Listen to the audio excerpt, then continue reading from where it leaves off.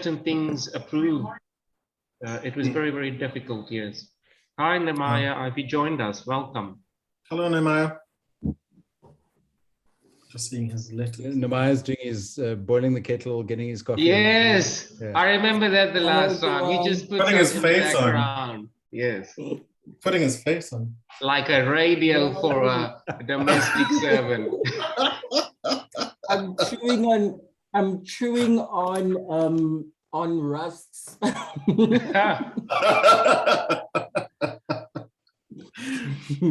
So anyway, to finish my story, what I was saying is that I ended up like just going, fuck it. And I've sat here with my computer, with my microphone, and I've been like watching a tutorial on how to do Audacity, you know, the software, and all the compression, the noise gating and all that stuff. Because yeah, I didn't want to do anything else. I'm procrastinating.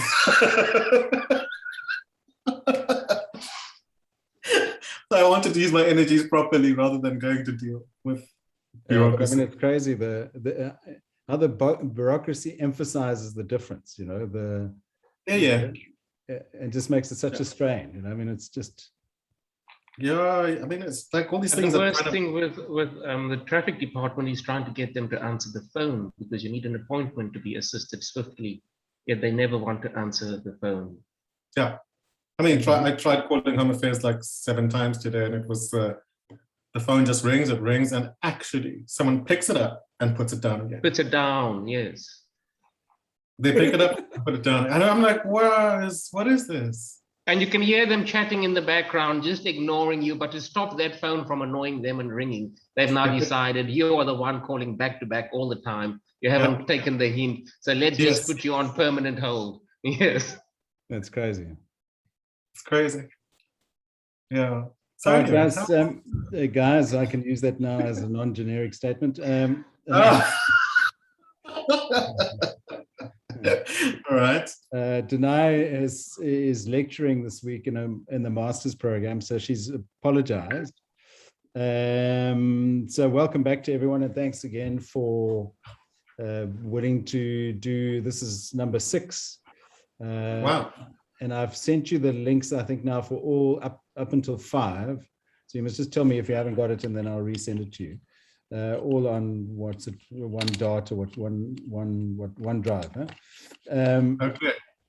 And then we had spoken about talking about a specific topic, which we postponed last time because of so the last time we met was in the midst of just after the stuff that had happened in KZN and other places. I mean, we're still in very interesting territory at the moment, but not as high as that. So I was trying to look for the term. Glenn, I mean, I think you had I was going to just do a prompt for us, Gary, which was the racialized fetishization. That's right, yes. So so I don't know if everyone's happy to talk about that today. Fine. Cool. Well, I just had a prompt because Vuli said he also wanted to push it in the direction perhaps of the negrophilia and negrophobia. Yes. And I'm going to just sort of problematize this because I'm personally undecided on what my positionality is as a thinker or as a scholar around this topic. And it's not often that I get to say that because I'm usually quite black and white about my worldview.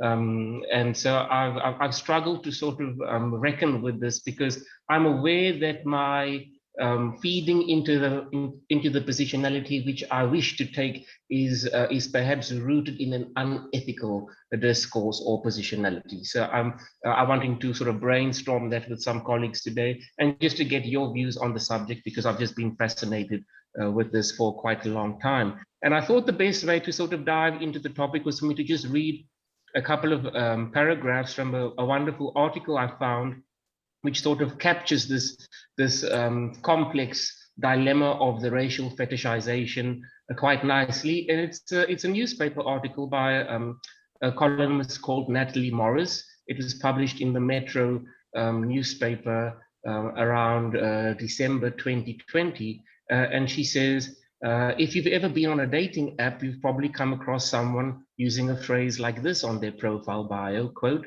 loves black women, or quote, into mixed race guys. The article then continues to say, saying that you are attracted to a specific ethnic group or that you find particular racialized features sexually appealing is not a compliment or something positive. There is racial fetishization, and it is a form of racism. Racial fetishization is a kind of racism that frequently goes undetected under the guise of preference, which makes it hard to spot and even harder to call out. Rather than recognizing the problematic nature of these attitudes, some argue that expressing an attraction for a specific ethnic group is simply what they prefer, in the same way that you might say you are attracted to tall men or women with red hair. But that argument ignores the specific dynamics of racial power hierarchies that make racial fetishization different and more damaging than a simple romantic preference. The people on the receiving end of this behavior will usually be the first to tell you that it never feels like a compliment. Then she uses a case study to say, Rosie is a black woman with a Nigerian heritage. She says she realized that her white ex-boyfriend was racially fetishizing her early on in their relationship. Quote, I asked about his old girlfriends and quickly discovered that nearly all of them had been black. That set alarm bells ringing immediately, says Rosie. When I called him out on it, he was smiling and told me that he has a thing for black women, and then went on to list the things he likes about our bodies, like I was going to think it was a good thing. He was literally grinning and thought he was being cute with it. I had to tell him that it's insulting to be reduced to nothing more than a string of black features. It made me question, does he even like me, or does he just like the idea of me? And does he like the idea of being with a black woman because he thinks it's exciting or exotic? So what is racial fetishization? It's a sexual preference for members of a certain race, usually people of color or a minoritized group. It's a complex and insidious form of racism that can manifest as microaggressions, negative treatment in relationships, and romantic interactions, dehumanization, and even sexual abuse or violence. So being racially reduced to a sexualized object can negatively impact a person's sense of personal safety, their sense of self, self-esteem, and self-worth. It can also be demeaning and infuriating not to be seen as a real person who's multidimensional and who has lots of different things to offer a potential partner. In closing, it can be difficult to understand that something you believe to be a preference actually has racist implications. But it's something that the distinction is made because the impact of fetishization on people of color can be extremely damaging. It's also important to note that it isn't racist to say you're attracted to a black woman or an Asian man, as long as you are not attracted to them solely because they are black or Asian, or because of certain physical features that are frequently attributed to that group. Additionally, saying that you fancy women with blonde hair is not the same as saying you fancy black women. Having blonde hair isn't a characteristic that causes a person to experience discrimination and systemic inequality throughout their life, whereas being black is. So when a white person says they're sexually attracted to black women or Asian women or any minoritized group, there's a historic power dynamic at play, and there isn't where you say you are attracted to tall men or women with long legs, for example. The racial lens is also consciously and unconsciously contributing to this by negative and unrealistic stereotypes such as the hypersexual, dominant, and submissive other. These stereotypes also speak to inherent conscious and unconscious mechanisms of white supremacy, which dictate who is or is not sexually attractive within this phenomenon.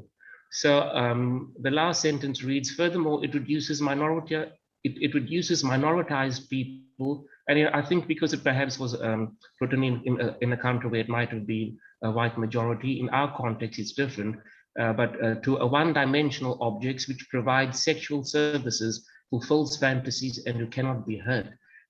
This fetishized object also then speaks to racial fetishism's dark and violent history, which is rooted in slavery and colonialism. So I'll leave it there, colleagues, and ask you, what do you think about this phenomenon?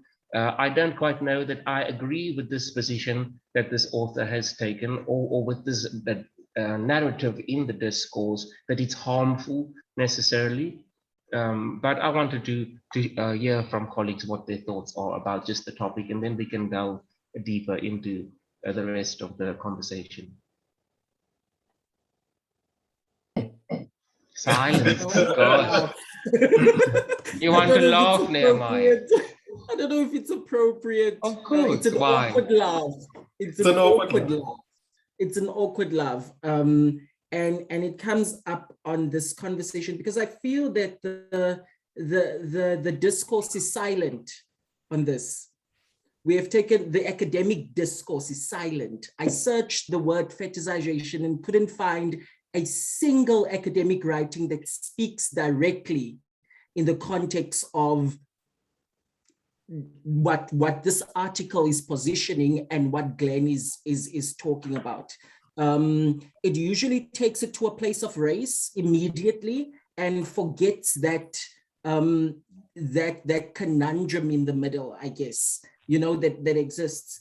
And I guess for me, as I'm thinking about it, and something that stood out for me, especially when because we've been privy to this, right? On dating apps. We go on dating apps just to invite him in the room. Let's invite Jesus into the room and be truthful.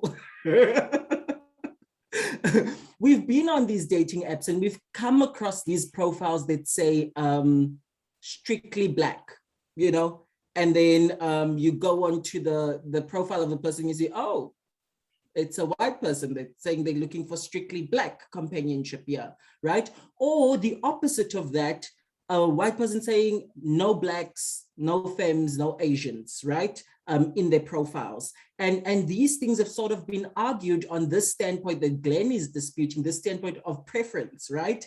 And the way in which I think ethically that argument is kind of flawed is because it's so the argument says that it's okay for you to not like Black people.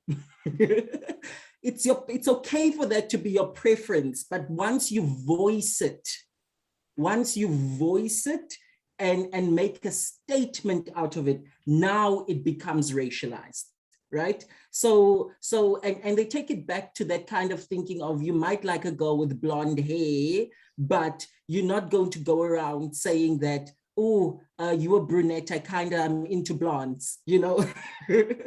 Like it doesn't correlate. And I think also what stood out in that definition that the author of that article is trying to define it as, and I think it's something that is not quite understood, even by people who talk about it, but it's the concept of microaggression, right?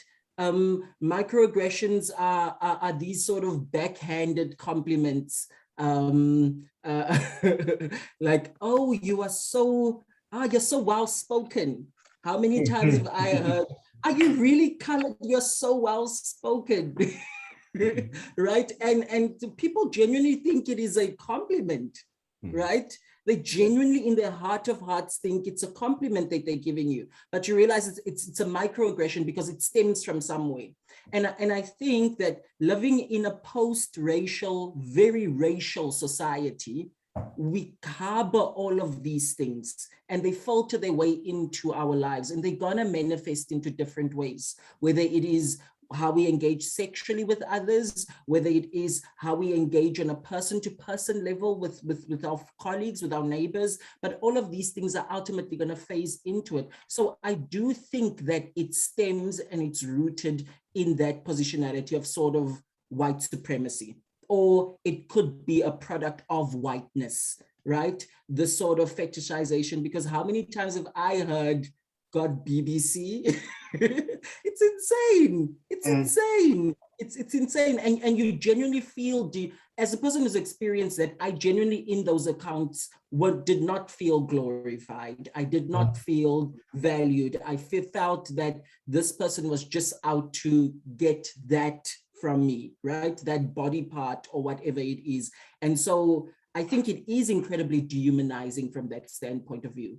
And I guess, again, just like with race or with intersectionality, most of these things are better understood by people who've had experiences with them, who's experiencing them. And I think in that way, they have a better lens into the issue. But like I said, I am not very well read on the issue because there's little to read. Yeah, so that's kind of my standpoint. Thanks for this tonight. Carry on, Nick, Gary. No, I was going to add a complexity to it. I was part of a social discussion over the weekend where someone was reporting, speaking to German students that had come to South Africa, and their intention was to strike up relationships with Black men for a particular reason.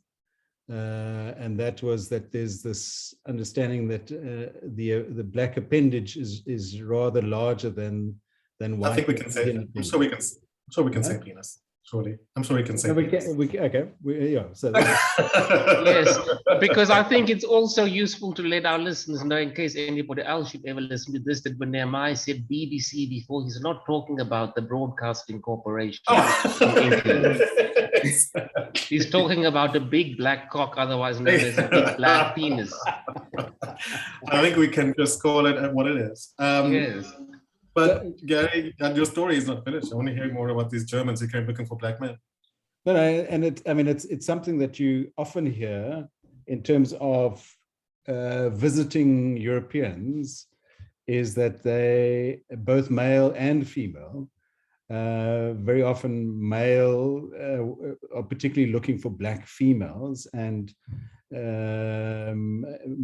females are looking for Black men because of this supposed experience of the bigger penis, you know, and you know, so, and you know, to your point, Glenn, is that a preference or is that a racialization? You know, well, I don't know. Before Glenn answers, maybe I should do my little input into this whole thing, because Nehemiah, I think you might have to look a little deeper in terms of academic texts around fetishization. There are things. I've just found an article from Forbes magazine here, which I can read a section of. Hey, what? I'm saying, please share those links with me. I'll send them to you afterwards. I've also got a couple of articles. And then there's a book which I mentioned to you, Glenn, which I didn't get from my reliable sources, called Negrophilia. And it is basic, it's an old book. Well, not old, I suppose, but old by today's kids' standards. 2000, Petron Archer Straw. And I read it a long time back, and it just came back to mind when you were talking. But I won't read from that. I want to read from the Forbes article, where it kind of says, it's important to note that so what is fetishization? Maybe we should just clear that up. I think fetishization really, as it is defined here, is basically, racial fetishization comes in many shapes and forms. Fetishization can be thought of as the act of making someone an object of sexual desire based on some aspect of their identity. For Black, Indigenous people of color, BIPOC, the fetishization of their race or ethnicity is not a new phenomenon. It is not uncommon for a person on social media to state their dating preferences, BBC, and while on the surface it may seem benign and even complimentary, oftentimes these preferences can actually reinforce harmful stereotypes that are already held about different groups. So it comes in many shapes and forms. For example, some people have dubbed the harmful racial fetishization that Asians, and particularly Asian women, experience as yellow fever. Stereotypical images of Asians that are propagated in the media further perpetuate these racial biases. And you always think of things like, you know, the plays like Miss Saigon, or the Vietnamese poor woman during the Vietnam War, And we have an unspoken understanding that certain young white men of a certain generation have these kind of fixations on small Asian women. It's kind of a stereotype, isn't it? So I mean, just to jump in there, Vully, it's more than just a stereotype. It's an actual industry. I mean, there's a exactly. You know, there's a sexual tourism is a big component of the big thing. You know. Well, yeah, exactly. It is an industry, and it's built up on all sorts of perceptions. And you know, I think it comes down to the point where it's got to. I don't know. Speaking personally, it's like when I see a mixed couple, perhaps a white man and an Asian woman, I kind of go, oh, that's expected. You know, you kind of like you kind of that stereotype rolls so easily off our mental ducks back, I suppose. And it's something that we might need to talk about here. It's like, how do we then accommodate authenticity around the meetings of different people of different races and different groups? But let me carry on here. There was one part I was going to read. So it goes, it sort of comes, one research study explored the colonial roots of fetishization of Black women throughout history and found that Black people's bodies were eroticized by European colonizers upon entering the New World.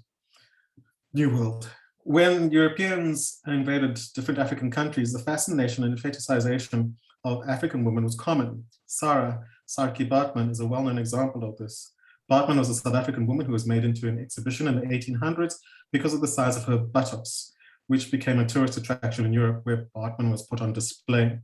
The dehumanization of Black people during this time made it easier to justify enslavement and abuse. Black people's bodies during this time were hypersexualized, and to this day, remnants of those pervasive tropes are still applied to Black people. So so then the other part of this, so we understand the idea of fetishization. There's kind of like sexual objectification and typification of stereotypical qualities of that person as imposed by, oh, these are beasts. Like, I mean, for ancient Greeks, we had the satyrs being of dark skin, you know, and these satyrs walked around with permanent erections and raped the Maenads or Maenads. And things like that. And then that sense of the darker, more virulent, more untamed passions. Obviously, it extends itself into a different erotic spectrum when you look at color and the darkness of skin. So if you think about rap music right now, and you think about the fetishization of lighter skinned and non-Black women in popular lyrics, and the fetishization of darker men who are hypersexual, hyper-cisgender sexual, and things like that. And then we can also look at another example I just wanted to talk about here. Within communities of color, fetishization can also look like glorification of lighter skin, colorism, more Eurocentric features, featureism, as well as hair discrimination, texturism. A person wishing that their child was light-skinned with light eyes is fetishization, just as stating a dating preference for a lighter-skinned woman would be. So those are the things. I mean, that's the complexity that we're raising here, I think, Gary. But you know, it's more than simply just the Black body as an object of fetishization. And in terms of negrophilia, I'm calling on examples of sort of the double-edged infatuation of that happened in France around the 20s with, I think everyone knows, where is her name again? Everybody knows. Excuse me, her name just Josephine Baker. Okay, now Josephine Baker hits Paris in the early 20s, and I'll read from this article. This is from The Guardian. Yet when Baker first hit Paris as a young Harlem-based dancer mimicking the vaudeville act of Burton Burney at the Cotton Club, it seemed that within days she had all the city's beau monde worshipping at her feet. Her cavorting and frenetic dancing quickly earned her a spotlight in André Devin La Revue Negre at Le Théâtre des Champs-Élysées.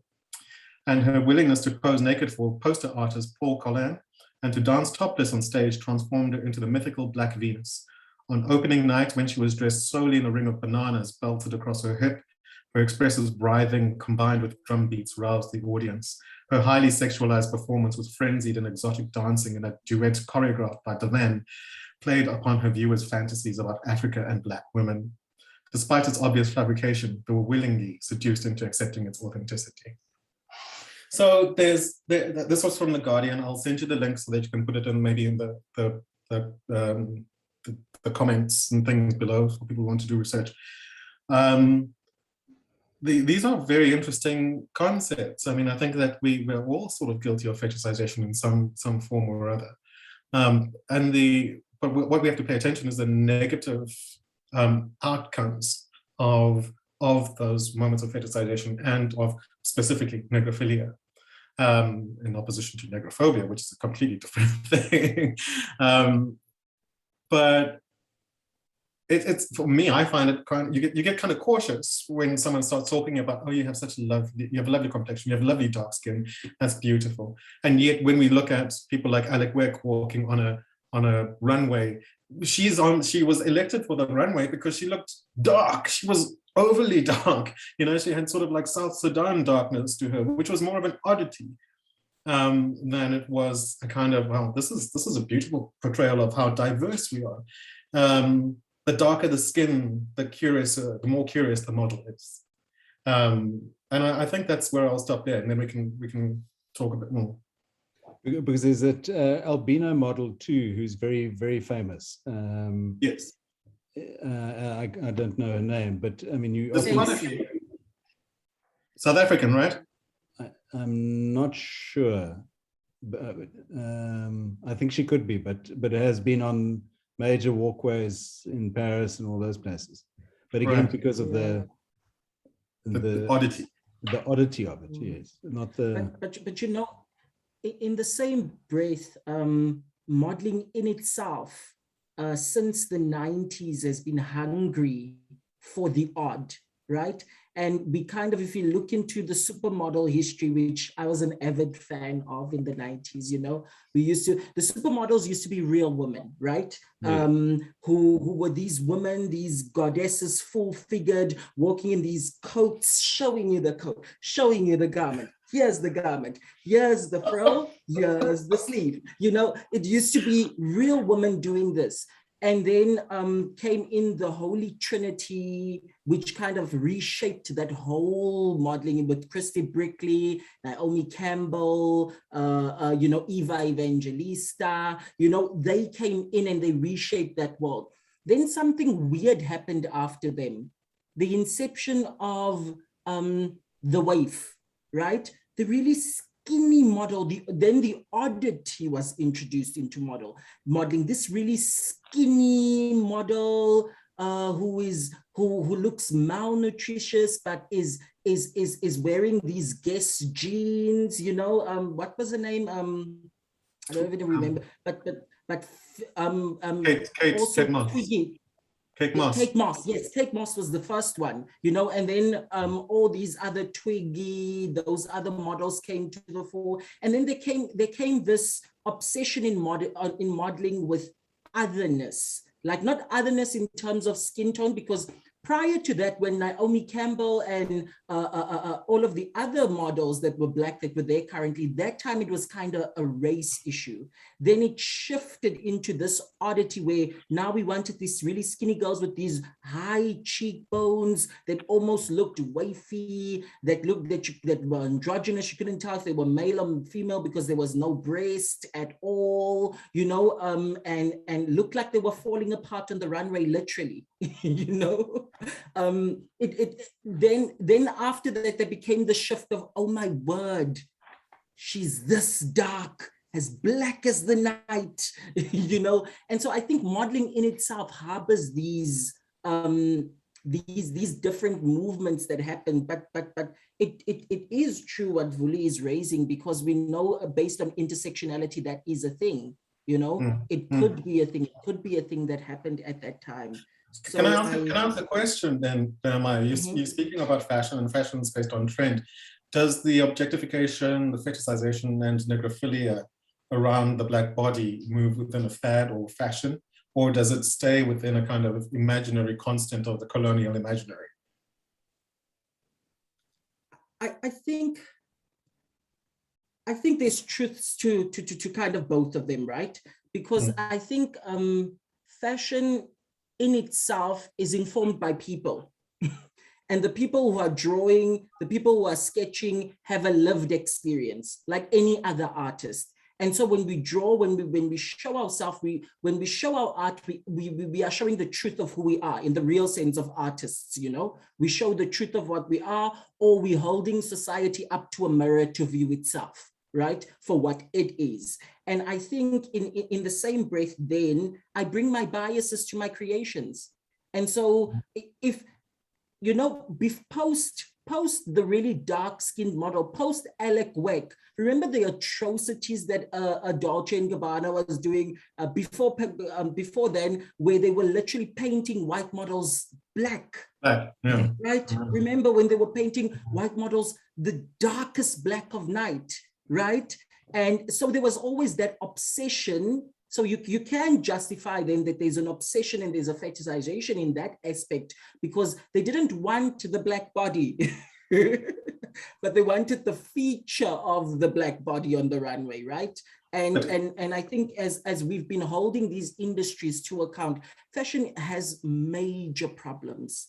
It has major problems. And I think only when we hold these industries to account in kind of this social media era is when we are seeing real movement towards change. But I mean, for years, Anna Wintour has been creating Vogue without any diversity in her team.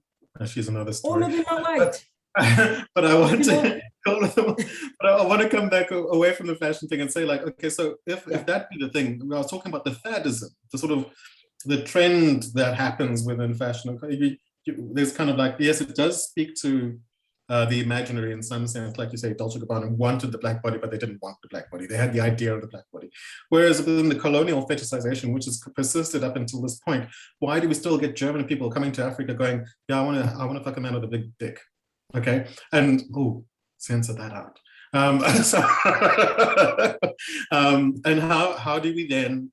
Because that existed when they came to our shores.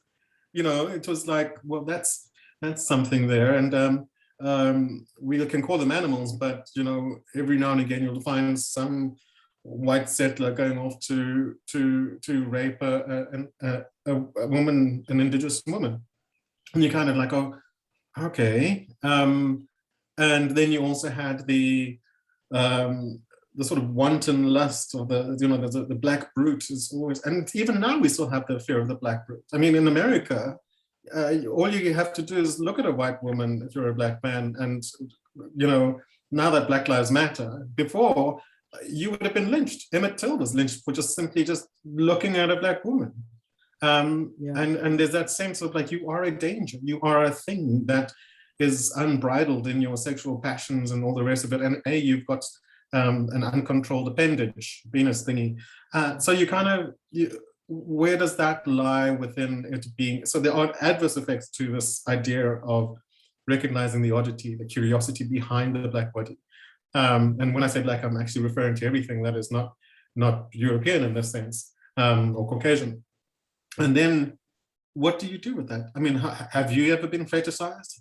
Or have you ever fetishized over something? I mean, speaking from my own preferences, I will say that as a black gay man, I have particular likes and needs and wants. And they are fetishizations, things that, you know, but I kind of keep them to myself. But it's you know, we have to admit these things, and at the same time, but what are we doing with it? You know, how do we construct a better response to these things? I'm going to stop rambling now. All right, Vuli, I think you've touched on a lot of things there, and it's been such a rich conversation, even just from that one prompt, which I just love about this group. It doesn't take much to get us going.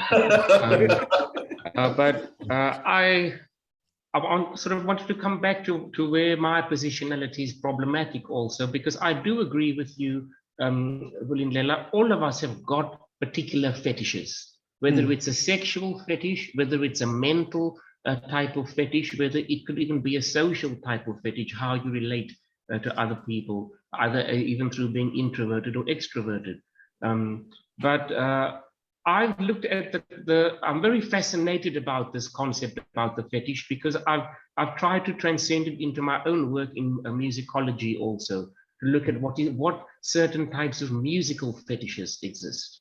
Why do composers use these particular sounds? Why does a musician develop a higher caliber when they are able to execute things in a particular way? Because the audience, the listenership has a fetish for that, and doesn't necessarily influence what the musician's fetish is for it also.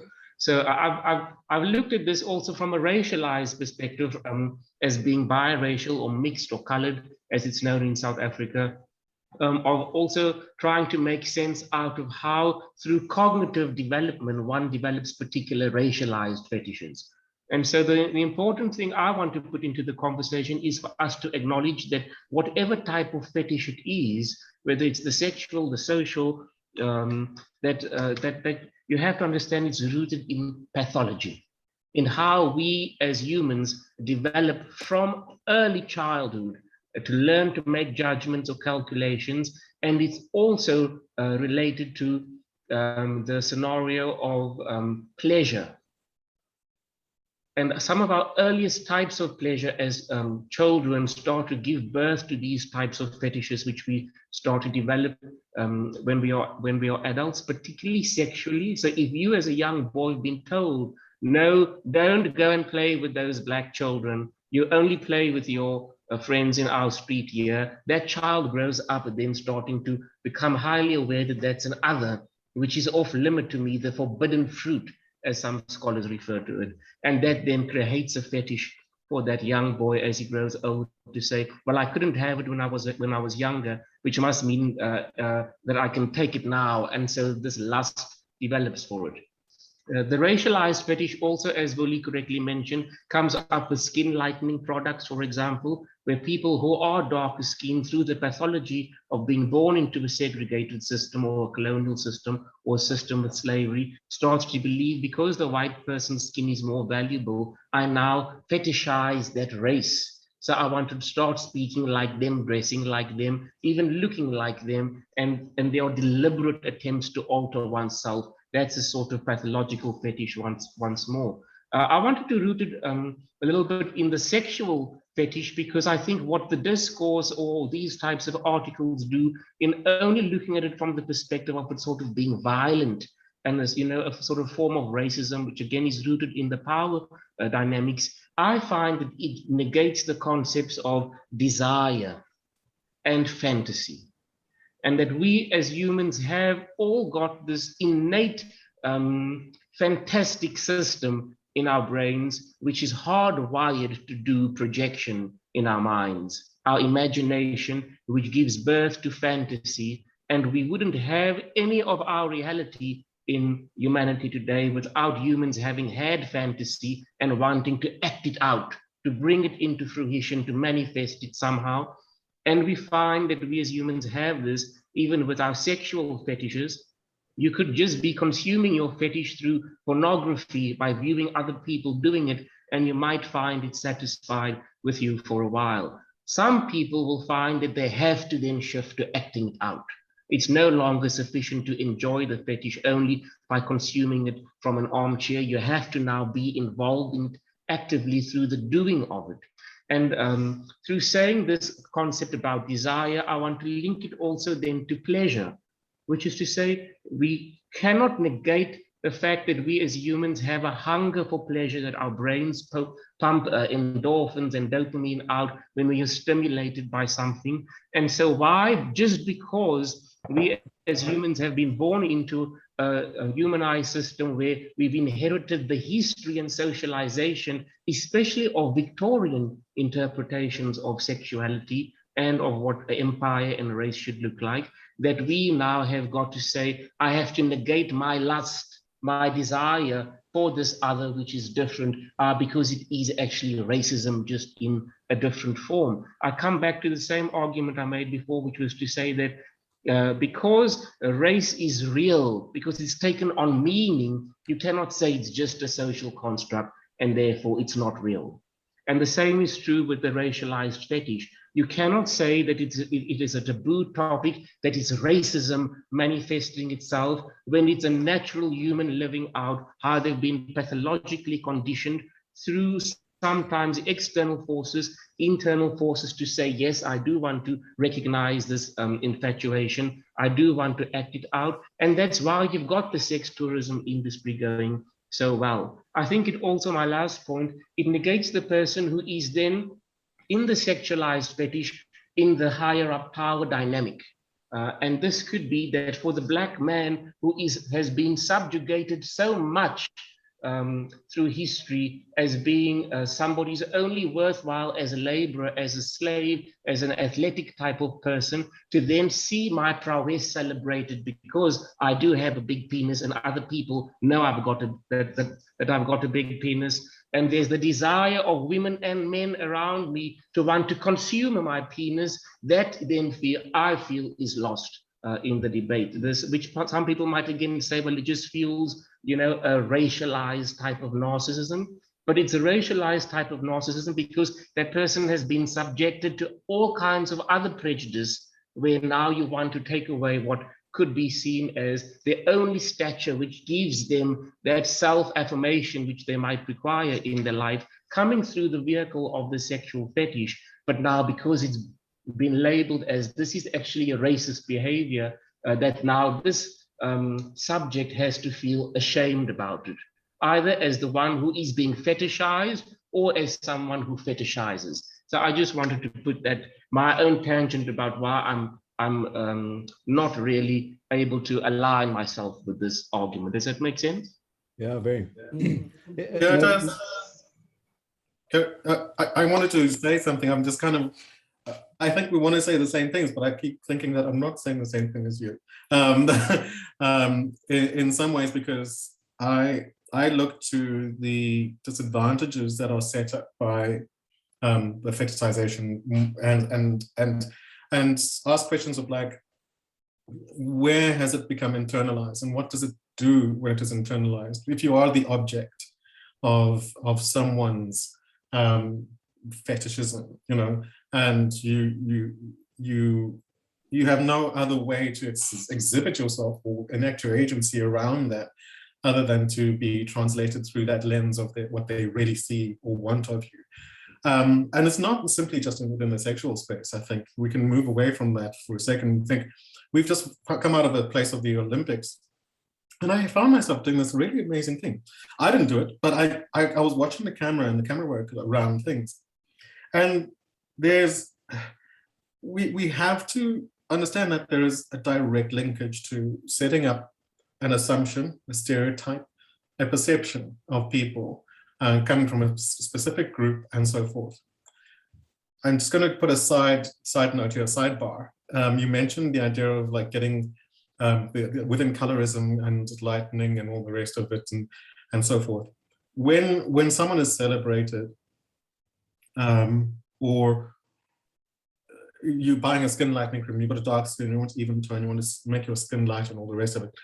Apart from tanning on the beach, I'm not seeing people from the other side of the spectrum looking for products and creating products that increase the amount of melanin in the skin and turn them darker. You know what I mean? I'm not seeing that sort of like lust for the other in that way, that self-transformative way. You're seeing plastic surgery where the noses are made smaller rather than, like, I actually want my nose to flare out a little bit more, that sort of thing. But coming back to the point I was trying to make, as I was speaking, I was thinking, no, I had to catch that point that late. So it's at this point in time, I'm still thinking it's a one-way street. This is maybe my position. I think it's a one-way street, because when we watch the Olympics, there is a space in which a certain expectation, a certain command of power is attributed to the viewer, the expectations, the person who sees the object, and the person being subjected to that, never mind if they're not necessarily expressing of themselves in a certain way, there is an expectation. So you have the women's 1,500 meters going, and you've got Canadian runner, white, moving, cameras panning, German runner, white, Kenyan, and we're just going to stop here for a moment, and we're going to look at the Kenyan person. And we're going to look at the Kenyan person, we're going to talk a little bit about her, and look at the Kenyan person, and she's just like, she's getting ready for a race. Let's move on. Another Jamaican person, brown, we're not really sure of who she is. And then we get another Japanese runner, and then another Kenyan person. So let's stop on the Kenyan person. We're staying there for about 5 minutes as we talk and we listen to what's going, and literally the camera's just eating her up, staying there. And the white people and everybody else who's not of the celebrated Kenyan dominating runners, long distance runners, it's just kind of like, okay, move on. Oh, okay, let's eat this here. And that's bell hooks writing about eating the other.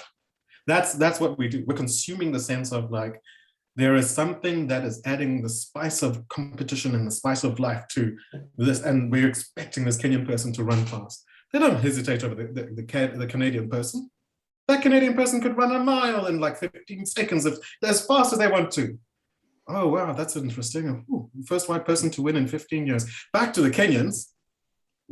You know what I mean? So there's kind of it's a very double-edged sword, but it's a one-way street around that. I think that there is definitely something disadvantageous in that recognition and what lens we look at it through. I'll stop there. So that lens is called the essentialization lens. I think so. When you essentialize something about a particular person, as you were pointing out, almost glorifying them just for something which they have no control over, actually, but which you as the consumer find so fascinating. Yeah. Yes. And it gets worse when we start essentializing ourselves in that same vein. Yeah. So I mean, if you don't act like what you're expected to be, have sexual prowess in the bedroom, or if you're not athletic, or I can essentialize myself based on a stereotype. Gosh,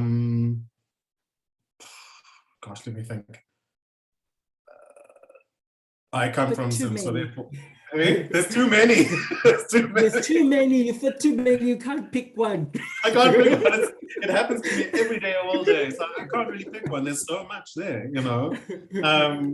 We essentialize Indian people,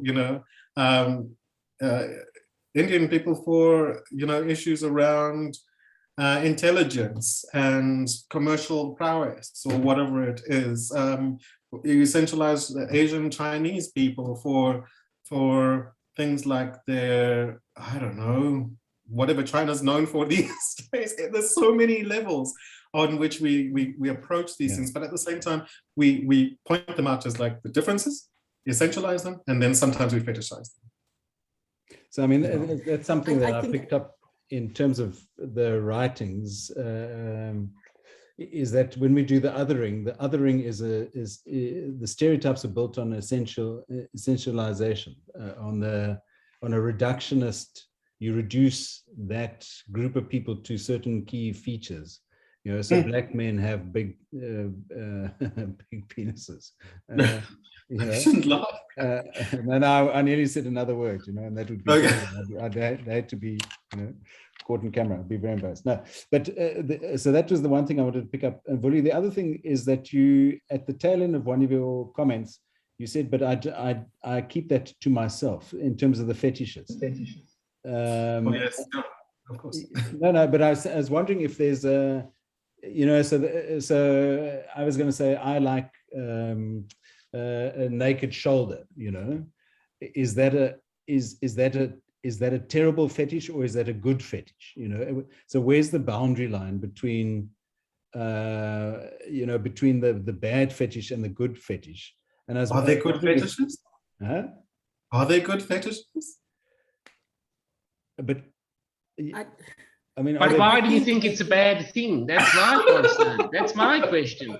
Why is it a bad thing? It's a real thing. It's a real thing, which means that you're always going to find it alluring. You're always going to be stimulated by it. And even for us as humans, our relationships could be destroyed because you've just not acknowledged you've got a fetish which could never be fulfilled by this partner which you've got right now, and it's going to destroy your relationship because you're always going to be hungry for wanting to satisfy outside of. Well, I've had experiences like that. Yeah. But a fetish. I think there's so many things people want to say, but I think, Glenn, where it comes from, why is it a bad thing, is because with everything to do with sex, everything that has to do with the act of sex or sexuality, the conversation has been hijacked by the right, by the extreme right, and they have demonized it. And so now when we talk about it, we enter it from that tangent, right? The fact that we even can't say penis or sort of have to be,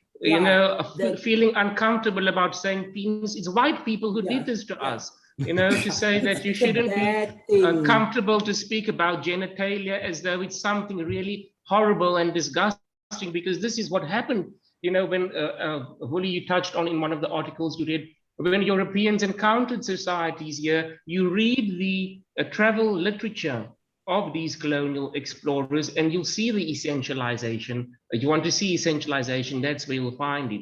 The fact that these natives would just sleep one to another in the veld without washing themselves, and the stench was overwhelming, yet they found it alluring. Those sorts of things, they have made the idea of what sexuality is in its primal nature something taboo. And I find the fetish, it's a primal thing. And that is why I don't understand why we use this shame around it to sort of negate it or to brush it under the rug and say, sort of almost to dismiss its value to our life experience. I find that fetishization enhances one's quality of life because you then know what you like. And if you're aware also that fetishization can shift, you're more open to the idea of what this is, that it's not something that is self-defining about who you are and really branding you as, oh no, he's only really somebody who likes to lick somebody else's whatever. And this is not what fetishization is. Fetishization is the attraction to something which you find desirable, which arouses you. And yes, it could be rooted in discourses of a historiography, which is problematic. So this then might relate itself to why you might have, for example, Black women, as we said, or Asian women in pornography, especially being treated, in subhumane ways. But there's such a hunger for consuming it that it's real. That's my point that I want to make. Why is interracial pornography extremely popular?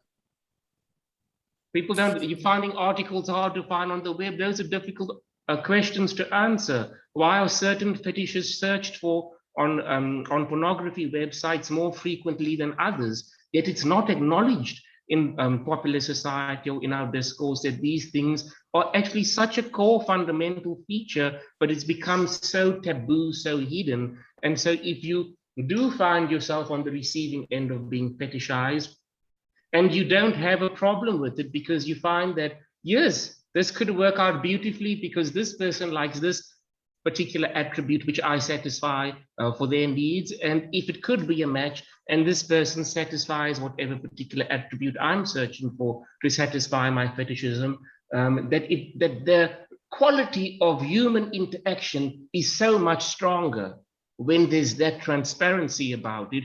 But because we've now again using the very system and vehicle which we are problematizing to even negate a particular part of the discourse as having merit, is where I just find it problematic to say, but it's racist, right? That's why it's bad.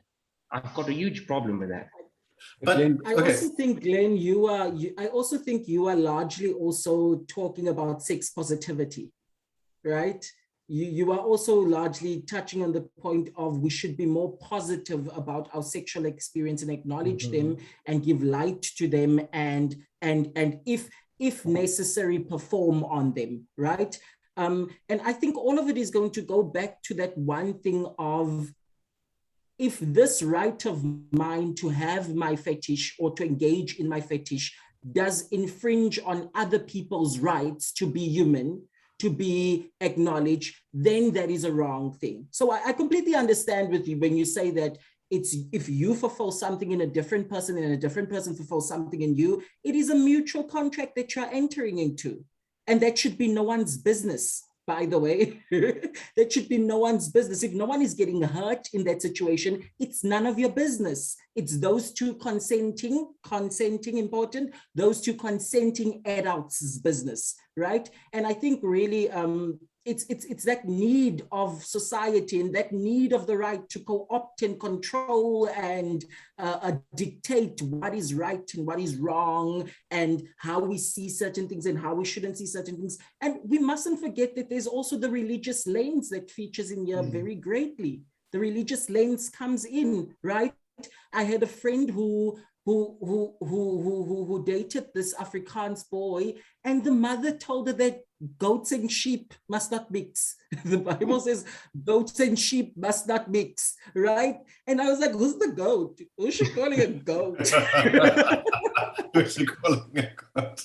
Because a goat is the greatest of all time, you know?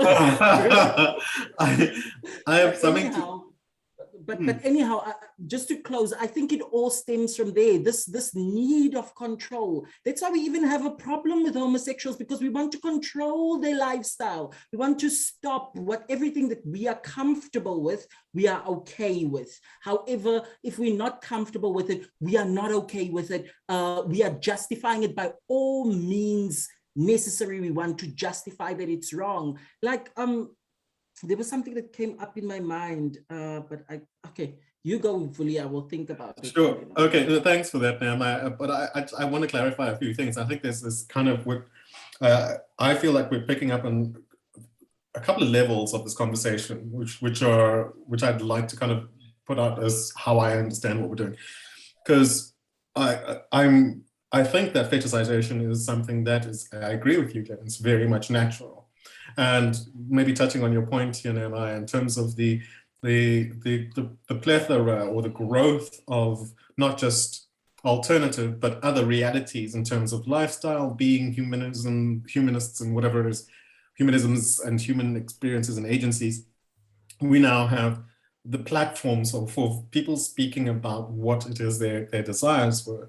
And of course, speaking through that religious lens, these are the end times, because now it's all Sodom and Gomorrah in terms of the Christian belief system, or the Judeo-Christian belief system. We're in Revelations, there's COVIDs and all the rest of it, and now there's men, or we can't say, is it a man, is it a woman, trans and all the rest of it. And, what are these identities? And the discomfort comes from, I think, from a space of not being able to acknowledge for a long time that these things might have been present within you all the time. And now the goalposts have changed, and all of a sudden, you know what? I could have lived my life as a trans person because I did wear dresses as a child, but no, I went to church and they told me not to do that. However, why am I attracted to that? Why am I interested in that lifestyle? What's going on over there? But the point I'm trying to make, I think, at the end of it all, yes, there are these restrictions around what fetishes are seen as good and what fetishes are seen as bad. But this explosion in the subcultures that are emerging across the planet, you'll have there's this wonderful documentary about tickle culture, for instance. Young men and boys being held down, tied down to a table and being tickled until they scream with delight and orgasm and all the rest of it. But it's just feathers. There's no full on, this is not hardcore stuff. And then there's, obviously, you've had your BDSM fetishes. You've had your shoe fetishes. There's fetishes about people dressing up as babies, that sort of thing. And that is the enactment of self, which extends beyond what was the prim and proper Victorian restriction of, oh goodness, you must not do that. When you're having, when you're copulating with your partner, you must lie stiff as a board and stare at the ceiling. And now there's more of like, okay, actually, I do like a bit of a bite every now and again. Or could you just choke me for a while? That sort of thing. Those are the things that they start coming out into the wash now, because now we can talk about them. What I'm interested in is what you mentioned just now, Nehemiah, when you are imposing a fetish on somebody else who has no control over that space. And that's why I bring it back to the race issue in terms of negrophilia.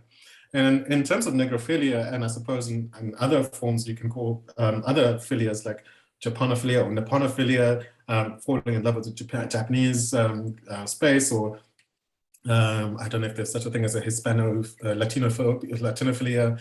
You know, there's kind of like that sense of your perceptions of a group of people who have a likeness in terms of what they are physically and their attributes, and you simply approach the reading of those people through the lens of they exhibit the qualities that we have stereotyped with them, of them, and fetishized them of. So it's kind of that thing of like, you'll find you might be talking to a white person and you go like, well, I would never date another white person. And you go like, why? And it's like, no, I love black bodies. Black bodies are mine. And I'm like, okay, so there's something there. That is a fetish, but at the same time, it sits within that space of, you have classed all black bodies. It's not like you're looking for you fell in love with a black man. You've said, I only date black men. But why? That's where we have to ask the question. It may be the fetish, and yes, it may be the sense of like, that is the connection, but if you admit to yourself that you're going to accept someone who says, when they meet you first, going, do you date outside of your race? No, I don't. Well, I do. I date only black men, and I'm supposed to be their partner. I'm not going to feel completely secure as to the reasoning as to why they're with me. Yeah. So I think that's kind of, so I think there's the negrophilia. Fetishization, we can talk on so many different levels, and I agree there is a natural component to it, and it is being opened up. So if I might have spoken out of turn saying, asking the question, is there a good or a bad? I don't know. I don't think there is. I think there is fetishization, but there is the effects of whether someone is subject to it beyond being able to respond in a wholesome and truthful way. I love this discussion that's going on, because for the first time we had an impasse of complexity. There are two streams of thinking that are equally as compelling. They're equally, because from and I'm speaking now specifically of someone who has the experience, is engaged in it, but is not as deeply immersed in the academia as Glenn and Vuli, right? And hearing these two arguments that they are posing, that is both based on some kind of framework and an argument that they both are posing, you know. And it's really standing out as this thing of where does it give way?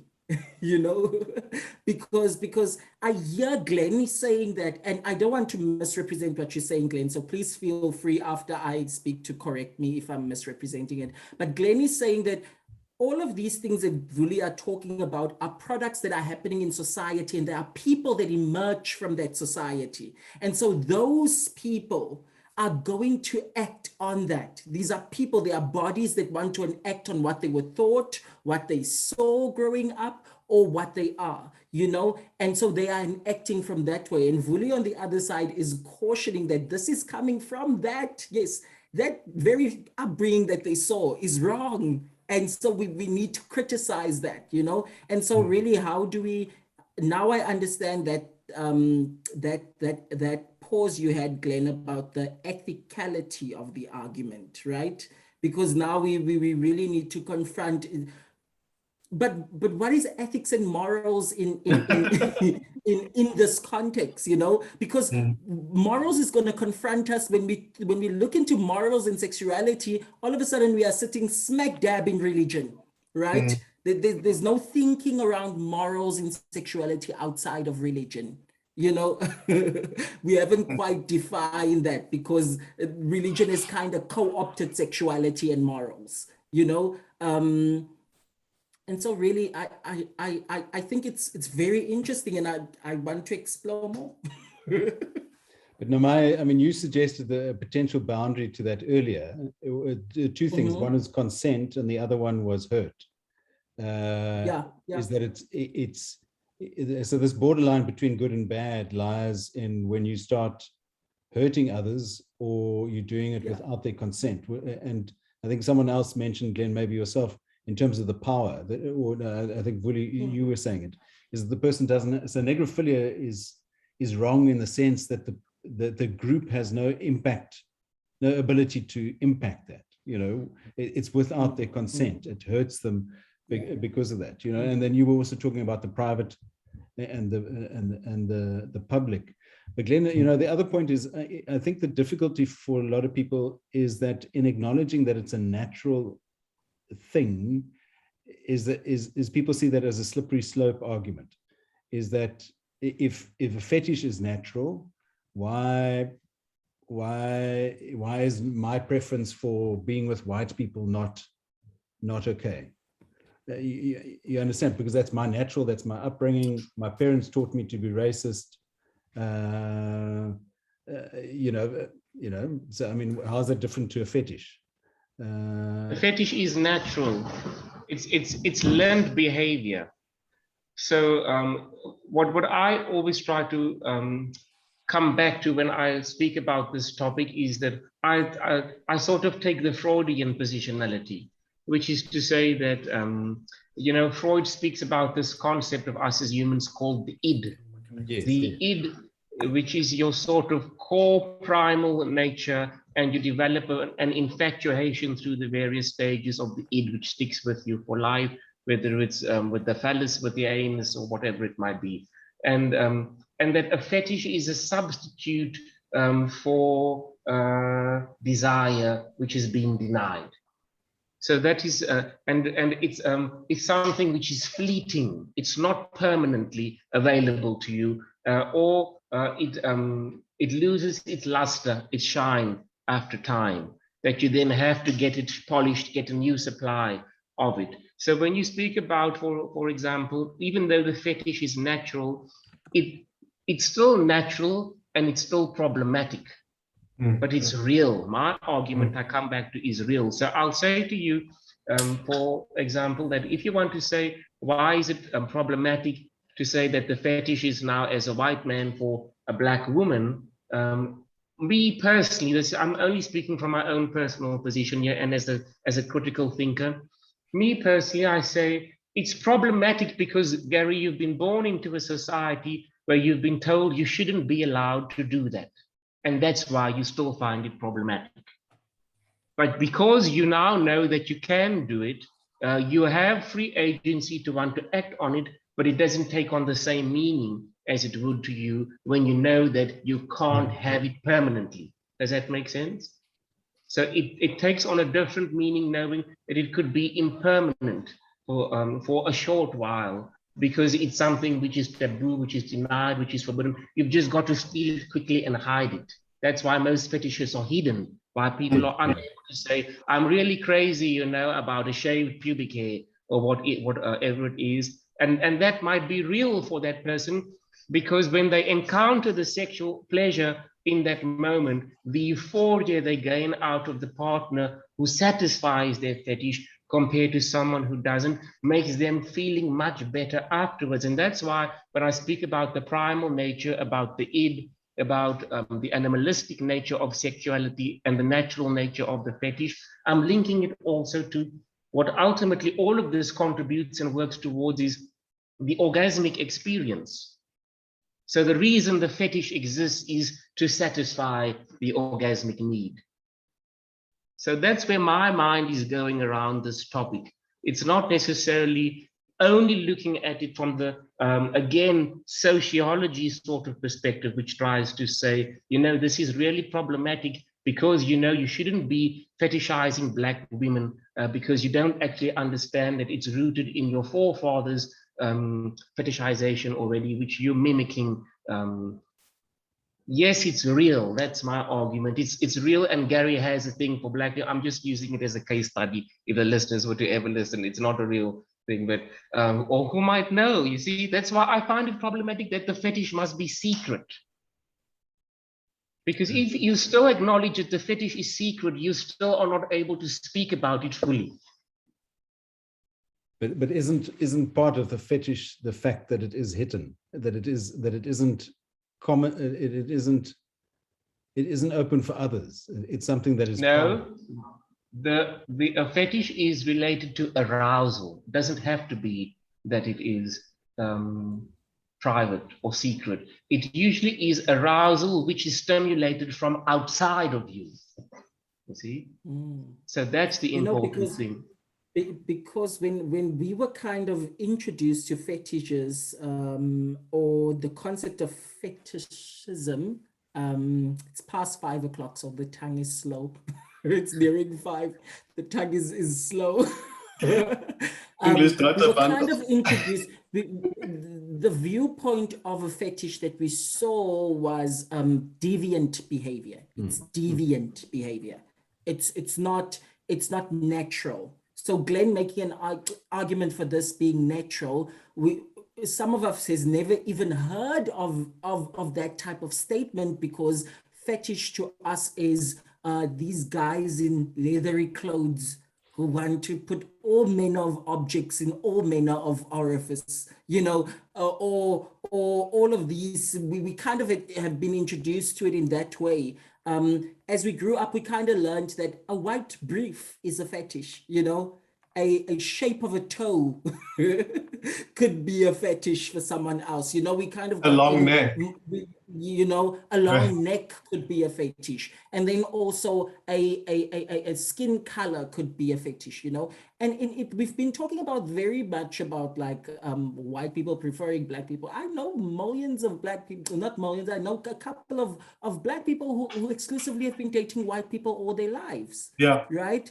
When I started dating, my profile of dating was purely white, right? And for me, that I used to reconcile that with, oh no, it's just the circles I am traveling through. And that's why I am dating the people I am dating. It's because I'm in a particular circle and I meet a particular people. But then I had to do introspection and do a closer look. No, in fact, it's not the circle, because you live in South Africa. So in any circle that you are in, there are black people. You just value, at the time, I just valued white people and I did not necessarily value black people. I remember a conversation I had with my friends when I was young. When I was young, we were about 9, 10. But I remember that conversation so well, that we were playing as oaks in the, you know, those huge catchments where if it rains in kind of the northern areas, there's those huge catchments that all the water goes down to go into the main plumbing system. Storm drain, yeah. You see, so it had just rained and we were like with sticks there around, and the concept came up for, well, but what do you like? You know, what do you like? And I remember like uttering the words, like even as a child, like, I like blue eyes and blonde hair, you know, and I didn't know where that stemmed from as a child. As a child, you didn't know why you said that, why you gave utterance to that. But as I got older and I went on my own journey, after I had to take a step back, why am I only dating white people? You know? And so I had to step back and realize that this is a fetish, and this fetish for me is rooted in it's not rooted in good. So it's a problem, right? It's not, for me personally, it wasn't rooted in good, because it was rooted in the fact that I devalued black bodies. I didn't see black bodies as arousing. I like talking introduction into pornography. We were so bombarded by white bodies. Yes. I fully agree. There were no black bodies. And I had the same experience. So obviously my cognitive thinking then going into sexuality is associated to this white body, right? Because I had never seen a black body in a desired space, you know, partaking in desire and things like that. So I think there's a lot of levels to it, you know? And I think it always going to come down to the person. You have to do the work. It's always going to come down to you. You have to do the work to uncover why that is there, and how do you move away, right?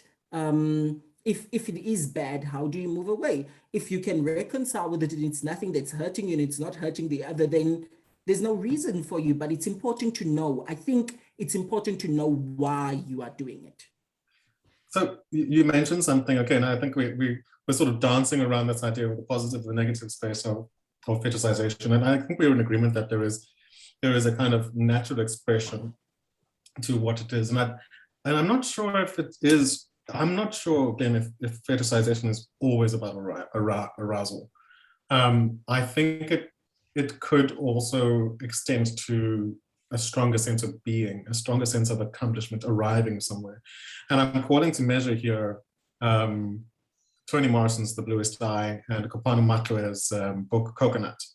And in those, the references you made just now made me really think about that, Nehemiah, where it is a question of growing up with a sense that I need to identify the beauty and want of that, this gold, silky blonde hair and the blue eye and the pony and the da-da-da and so forth. And Kopano Matloe does it exactly the same way in Coconut. And she describes this young woman's confliction with the conflicted sort of space of understanding her lack of being a real person if she does not speak the Queen's English and, you know, exhibit white mannerisms and so forth. So there's almost a kind of like, within that space of fetishizing the sense of what's over there. I need that. That's what I want. And that's then again comes back into that space of internalization that I tried to raise early on. It's like if you internally internalize that sense of wanting something to the point where you denude of yourself, your own understanding of self, then there's going to be that, I would read that as a negative space. Part of the, you know, I think to kind of like, you know, it happens a lot within the show business, particularly singers. And my mind goes to people like Josephine Baker and Dorothy Dandridge and, you know, these women who were singing in the 20s, sort of like at the heyday of the music, which was, you know, Cotton Club, Harlem Renaissance era, and you think to yourself, these women were allowed to sing in the clubs, but they still had to come in through the back way because of segregation. And their music was being recorded, and then their records were being printed and played off, and then they would be sold to white bands, and the white bands would sing the songs, and the songs would then be sold for triple, double, quadruple the amount of what the black singers were getting them. And it's that sense of, we want that. We want it, but we want it mediated in a certain way. And I think that's kind of one of the essences of fetishization. There's got to be a mediated sense of what it is, what you want, be it through a 9 by something cell phone screen of porn on Pornhub, or is it, you know, I really love this type of music and it has to be of a certain sort, or it has to be of a, you know, or the looks of someone, you know. So you're speaking about the concept of desire, which is what I also spoke about earlier on. Yeah. So yes, they definitely are so arousal, definitely yes, more with the sexual fetish. Yeah. I won't disagree with what you've said, Willie, but that's why I spoke about it's pathologically rooted in desire. Yeah, definitely. But I think that carry on. So I mean, are we differentiating between a wholesome desire and an unhealthy desire, or I mean, I don't know what the right negative term would be, but we're saying desire is natural and should be celebrated. That's not something to denigrate. But maybe then it's. But then there is a wholesome component, and there is a, you know, so sorry, carry on. Let Gary finish. I really want to hear him because we've dominated a lot. No. You know, so wholesome would be that which doesn't hurt someone else, doesn't overpower them, doesn't doesn't destroy your own self-integrity. That's wholesome desire. But unwholesome, and I don't know what the right term for that would be, is that which robs other of their own humanity, robs them, you know, of their own being, hurts them, that kind of stuff, you know. So maybe that's the dividing line. And I mean, it's always it's a moving target, you know, but it's not, you know, you can't draw a line on a piece of paper and say, you know, this is where it ends and where it starts. But there's a discussion around that, you know. And I mean, what the church has done is that they declared all desire unwholesome, you know, because that allowed them control over bodies and marriages and things like that, you know. So you could you could banish desire to the the unmarried part, and so to enter into desire, you had to come via the church to get your license to be married. But your license to marriage wasn't just a license for being together; it was also a license to engage in your desire. It's interesting. Yes, you absolutely got it right, Gary, that your desire is natural but could be harmful to others. Yes. Maybe it's about a spectrum. Maybe it's about, kind of like we've been speaking about good and bad in terms of binary oppositions, but maybe there's a sense of like, okay, there is that natural desire space that you can operate within, be it a sexual space, be it an acknowledgement of liking different things for certain reasons, to a point where, it becomes exacerbated or it's 5 o'clock. To a point where it's elevated to a point where it becomes a projection, a not wholesome projection, which only speaks from a single perspective and doesn't take the other person into account. I think we can celebrate on the one hand and understand desire in terms of fulfilling your needs and in accepting difference and appreciating difference, much as I suppose cultural appreciation is over or is different to cultural appropriation. But when it moves into that power space of I want that because I want to just get that, then it becomes a less desirable space, because that you're enacting power, you're enacting direct imposition over another form, person, object, being, sound, thing, animal, whatever. That's where again, I'm not prudish about this shit, because I've been in places and done things that some of you would, your teeth would fall out. So I'm fine with this sort of stuff. It's just a question of like, I've come away from those spaces going, gosh, what did I do to that person? And because there's been a kind of like a sense of I didn't give a 2 cents worth of what I thought about that, but what that person thought. But I got what I wanted, and my fetish was fulfilled. So there's that space which I think just we tread with caution when it comes to that space of fetish and power, desire and power. And I think when we look at race and come back to the space of race, we cannot talk to race in this space and say, well, actually, no, there's no power involved. Let's put power away. There's always going to be a power dynamic in a racial space. There's always going to be a power dynamic. And I think that's where, bringing it back to our conversations, I think we're trying to dismantle the complexity of how power expresses itself in terms of our understanding of race. You bring fetish and desire into it as a natural space. Yes, fine. Let's talk about it separate. But you put race into that space, power. And what does that power do? And I think that's that's what I am. It was a rich conversation, colleagues. Thank you once again. As always. Yeah, I think that's a great place to end it. Willie, thank you for that. I mean, this has really been a very interesting conversation. It's been rich. Yeah. And it's a safe space. Yeah. But Nehemiah, I liked your point about the two complexities meeting. In our previous session, you were talking about this dealing with multiple truths thing, but this thing is that there's a complexity. There's a complexity stream. There's two complexity streams that have met each other, and you can't actually. The one isn't better than the other. It's just there isn't. It's past 5 o'clock. But yeah, so guys, thank you very much for the session today. When would suit you for the next one? Are we going to try and do it every 2-3 weeks, or 2 weeks time would be good? Yeah, every 2 weeks again. Okay. Well, that would be how many of September?